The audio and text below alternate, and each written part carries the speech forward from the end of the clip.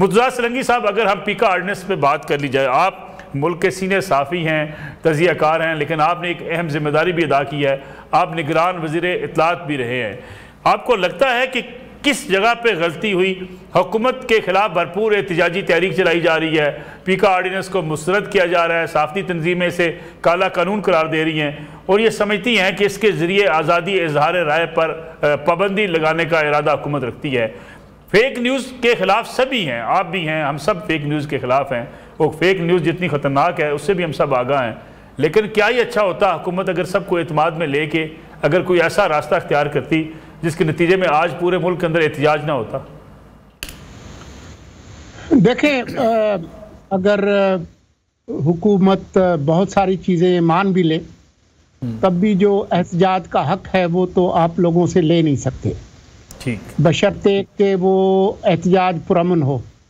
तो उस पर एहतजाज पर तो मुझे कोई एतराज़ नहीं है, लेकिन ये बात दुरुस्त है कि जो सहाफ़ती तंजीमें हैं जो ज़्यादा एहतजाज कर रही हैं, ये हम सब लोगों को पता था, तकरीबन महीने भर से ये जो ड्राफ्ट है वो सर्कुलेट हो रहा था। उस वक्त उस पर कोई बहुत ज़्यादा काम नहीं हुआ। ज़रूरत इस बात की है कि आज भी जब ये एक एक्ट मंजूर हो गया है जो कि एक सादा कानून है, ये कोई आइन की तरमीम है नहीं, तो इसके अंदर जो है वो मज़ीद तरमीम की जा सकती है। जो ज़्यादा जो झगड़ा है वो ये इस बात पर है कि जी आपने जो हत्या के इज़्ज़त है, डेफेमेशन है, उसको आपने क्रिमिनलाइज कर दिया है।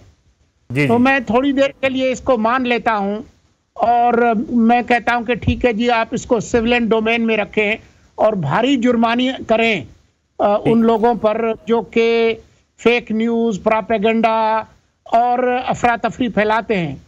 लेकिन मुसीबत यह है कि हमारी जो सिविलियन कोर्ट्स हैं उन्होंने आज तक हत्या के इज़्ज़त पर बहुत सारे लोगों को इंसाफ दिया नहीं। अगर मुल्क के वज़ीर आज़म शहबाज शरीफ लाइबल डेफेमेशन में अपने मुल्क में कोई इंसाफ नहीं ले सकते, नजम सेठी नहीं ले सकते और बहुत सारे लोग नहीं ले सकते, वो जाके बरतानिया में सिविल सूट्स करते हैं। तो असल जो बात है वो ये है कि फिर क्या करें, फिर क्या आप जाने दें इस फेक न्यूज़ को? तो बज़ाहिर ये लगता है कि ये थोड़ा सा हाथ जो है वो भारी पड़ गया है क्रिमिनलाइज करने का, लेकिन मुझे और कोई रास्ता नज़र नहीं आ रहा। या तो आपका अदालती निज़ाम इस तरह का कोई नमूना पेश करे, यहाँ तो दहशतगर्द जो है वो भागे जाते हैं, आप उनको कुछ कर नहीं सकते। जजेस जो है वो घबराए होते हैं, ट्रोल ब्रिगेड से घबराए होते हैं। तो फिर क्या किया जाए? ये तो आधे चीफ जस्टिस तो मुजम्मिल भी हैं सोहरवर्दी, वो शायद बेहतर उनके पास हल हो। ठीक है। इसार राणा साहब, जो अभी वज़ीर इत्तलात ने कहा कि एहतजाज तो किया जाता है लेकिन मुतनाज़ शिक बताता कोई नहीं है, आपको क्या लगता है मुतनाज़ शिक कौन सी हो सकती है? तमाम लोगों को, तमाम साफ़ी तंजीमों को भी वज़ीर इत्तलात के सामने ये तमाम चीज़ें रखनी चाहिए। अभी जिसका जिक्र मुर्तज़ा सोलंकी साहब भी कर रहे थे कि फ़ेक न्यूज़ को तो रोकना है, हत्या की इज़्ज़त का कानून मौजूद होने के बावजूद किसी के खिलाफ कार्रवाई नहीं होती, जो चाहता है कह देता है, फिर कानून लाना ज़रूरत बन गया। क्या आपको लगता है कि इसमें कौन सी ऐसी शिकें हो सकती हैं कि जो बिल्कुल ही जो है जिस पे हमारा एहतजाज भी बनता है, उसे निकाला भी जाना चाहिए? देखिए मलिक साहब, बात यह कि अगर वज़ीर इत्तलात साहब को नहीं पता तो वक्त निकाल के सोलंकी साहब को एक फ़ोन कर लें, तो ये उन्हें अच्छी तरह ब्रीफ कर देंगे। अभी एक चीज़ तो उन्होंने बता दी, और ये लॉजिक के चूँकि खुद शहबाज शरीफ साहब वज़ीर आज़म होते हुए उन्हें इंसाफ नहीं मिल सका, तो इमरान खान भी की हुकूमत होते हुए उसे गोली लगी, उसकी FIR नहीं हो सकी, तो इसका मतलब ये थोड़ी है कि कोई उन्हें वक्त मिले तो कोई कानून को तोड़ के कुछ और अपनी मर्ज़ी का बना लें। ये तो कोई लॉजिक नहीं है।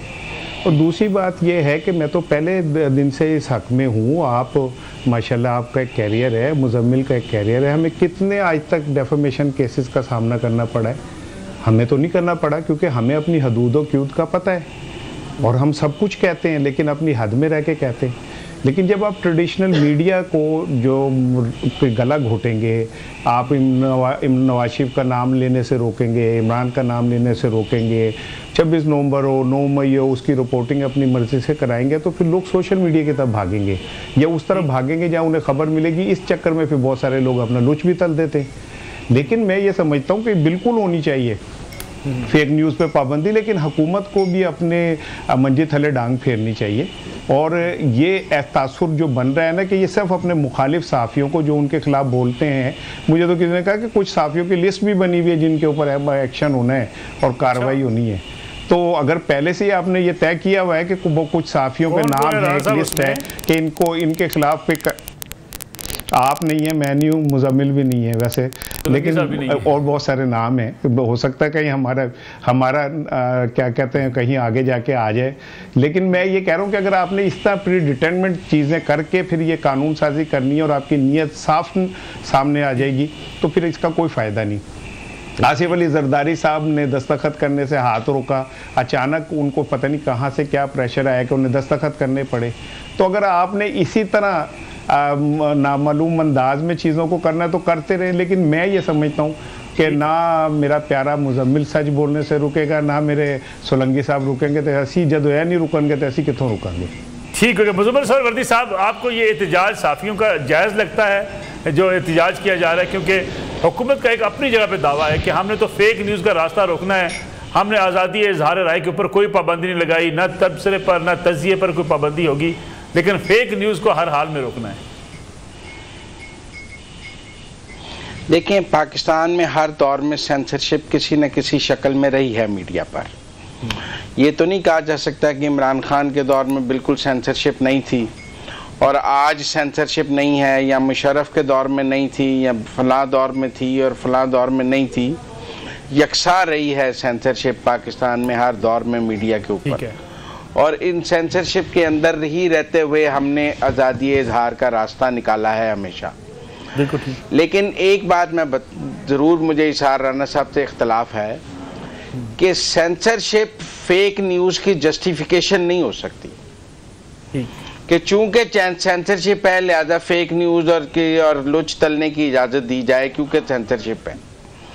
तो ये बड़ी ही कमज़ोर दलील है कि चूंकि ये कानून ये एक गैर कानूनी काम है लिहाजा दूसरा गैर कानूनी काम करने की इजाज़त दे दी जाए, क्योंकि एक गैर कानूनी काम ऑलरेडी हुकूमत कर रही है तो दूसरा हमें भी करने दिया जाए। तो टू रॉन्ग्स आर राइट। जहाँ तक मुर्तज़ा सोलंकी साहब ने बात की है कि डेफेमेशन को क्रिमिनलाइज किया गया है, तो सेक्शन 500 जो क्रिमिनल प्रोसीजर एक्ट है पाकिस्तान का ताज़ीरात का, वो ऑलरेडी जो डेफेमेशन को क्रिमिनलाइज करता है और क्रिमिनल डेफेमेशन की 7 साल तक कैद देता है। और मैंने ये प्राइवेट कंप्लेंट एक अपने खिलाफ खबर छपने पर दायर भी की, एक साफ़ी एक अखबार के खिलाफ, जिसे फौजदारी इस्तगासा कहते हैं, जिसे क्रिमिनल डेफेमेशन कहते हैं। आप पाकिस्तान में सिविल और क्रिमिनल डेफेमेशन के दोनों कवानीन मौजूद हैं और लोग उनके तहत क्रिमिनल डेफेमेशन और सिविल डेफेमेशन करते हैं। ये जरूर है कि वो कवानीन जो हैं वो सोशल मीडिया को कवर नहीं करते थे, वो प्रिंट और इलेक्ट्रॉनिक मीडिया को कवर करते थे, क्योंकि प्रिंट मीडिया में उसमें पब्लिशर और प्रिंटर को सजा है और इलेक्ट्रॉनिक मीडिया में पैमरा के तहत जो लाइसेंसी है या जो है उसको सजा है। सोशल मीडिया को वो कवानीन कवर नहीं करते थे और सोशल मीडिया के में उनके तहत प्रोसिक्यूट भी नहीं किया जा रहा था, क्योंकि वो उनको कवर नहीं कर रहे थे क्रिमिनल डेफेमेशन के। तो मुझे एक नए कानून का जवाब और एक नए कानून की जरूरत तो नजर आती है, लेकिन अगर हमारे सहाफ़ी दोस्त ये समझते हैं कि उसकी कोई शिक जो है वो आज़ादी इजहार के खिलाफ है, तो यकीनन उस शिक के बारे में बताया जाए और उसको खत्म होना चाहिए। लेकिन मुजम्मिल साहब, क्या हुकूमत ये सारी मुशावरत पहले नहीं कर सकती थी? हुकूमत कितनी जल्दी क्या थी? कौन से ऐसे मुकदमात दर्ज करने थे जी रातों रात बिल बनाए, मंजूर करें और फिर इसको पास करके आप साइन भी करवा लें? नसरुल्लाह मलिक साहब, हर हुकूमत ने यह कानून पास करने की कोशिश की है और हमने हर हुकूमत की इस कानून की मुखालफत की है। चाहे इमरान खान ने पास करने की कोशिश की है, चाहे PDM के पहली गवर्नमेंट में हुई है और चाहे अब हुई है। क्या तीनों अदवार में ये कवानीन पास होने की कोशिश नहीं हुई? क्या इमरान खान के दौर में नहीं इस तरह का कानून पास होने की कोशिश हुई? या शहबाज शरीफ के पहले दौर में नहीं हुई या अब नहीं हुई, को पहली दफ़ा तो हुई नहीं है। हम अपनी कोताही क्यों नहीं समझते कि हम खुद भी आज तक फेक न्यूज़ की कोई बाकायदा तारीफ हुकूमत को नहीं दे सके। हम ये क्यों नहीं समझते कि हम पाकिस्तान के सहाफ़ती तंजीमें आज तक पाकिस्तान की सहाफ़त को रेगुलेट करने का कोई मैकेनिज्म नहीं दे सके। मसलन अगर कोई वकील गलत काम करता है तो बार कौंसिल उसका लाइसेंस ख़त्म कर देती है, कोई डॉक्टर गलत इलाज करता है तो पीएमए उसका लाइसेंस ख़त्म कर देती है। हमारे यहाँ तो शुतर पे मुहार है, कोई अकाउंटेबिलिटी नहीं है जर्नलिज्म में। पैरा ट्रूपर्स की भी एक खुली लाइन है, जो मर्जी आ जाए, और उसके साथ साथ अकाउंटेबिलिटी का भी कोई मैकेनिज्म मौजूद नहीं है। आप ये क्यों नहीं कहते कि 15 साल से जब से ये बहस चल रही है कि इस मुल्क में फेक न्यूज़ है डिजिटल वर्ल्ड से, तब से हम सहाफ़ी भी कोई इसका मैकेनिज्म नहीं बता सके हुकूमत को कि हम इसको ऐसे कंट्रोल करने में आपकी मदद करेंगे। बिल्कुल ठीक है। यूट्यूब के ऊपर थंबनेल्स पर, एक मिनट, यूट्यूब पर थंबनेल्स पर, सोशल मीडिया पर एक झूठ का नंगा बाजार है जो रोज हमारी सहाफत का नंगा नाच दिखाता है। आसिम मुनीर पांव पड़ गया, इमरान खान छत पे चढ़ गया, उसने उसको थप्पड़ मार दिया। ये क्या जर्नलिज्म है जो पाकिस्तान की हम दिखा रहे हैं और फिर उसको बैठ के जस्टिफाई भी कर रहे हैं कि ये होनी चाहिए, ये बड़ी जरूरी है, ये आज़ादी इज़हार है। ये कौन सा आज़ादी इज़हार है?